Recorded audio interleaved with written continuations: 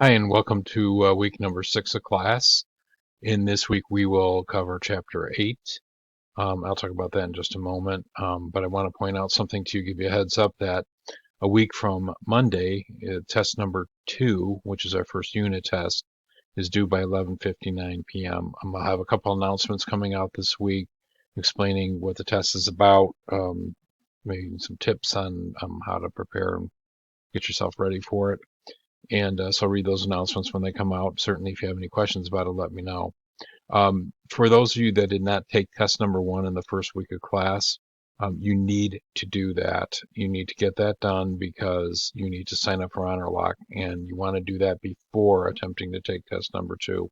It's an unnecessary complication. You don't need to try to do that right when you're trying to engage in taking test number 2. So um, please don't do that. Please take test number 1 and get that resolved. Sign up for Honor Lock, okay? Okay, so let's talk a little bit about chapter 8. And by the way, it clearly covers chapters 1 through 8, just so you understand that. Okay, so we'll talk about chapter 8. And in chapter 8, we are going to wrap up our discussion about working capital management. And we're going to talk about sources of short-term financing. Which there are many, and they vary tremendously based on the type of company that you are or the size of your company.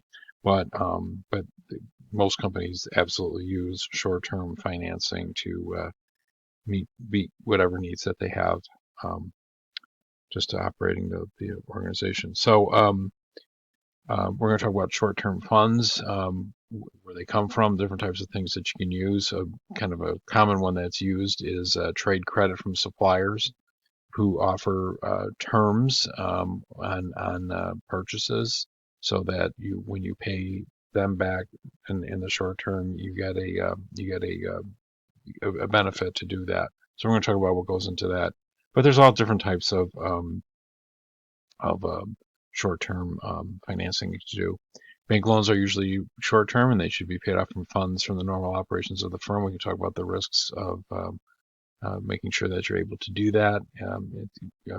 Managing short-term financing can be a challenging affair. So we're going to talk about commercial paper, something that's issued typically by larger organizations, but they're short-term unsecured promissory notes that basically IOUs, and we'll talk about what goes into that. We're going to talk about how you use accounts receivable and inventory as collateral for loans. This will allow you to actually borrow larger amounts. So again, if you're an established company, those are as assets go, they can be used as collateral for loans.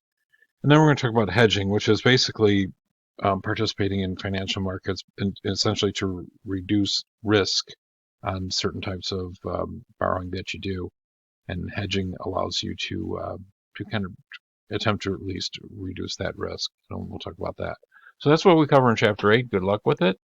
Look for those announcements about the test coming up, and don't hesitate to reach out to me if you have any questions. Good luck.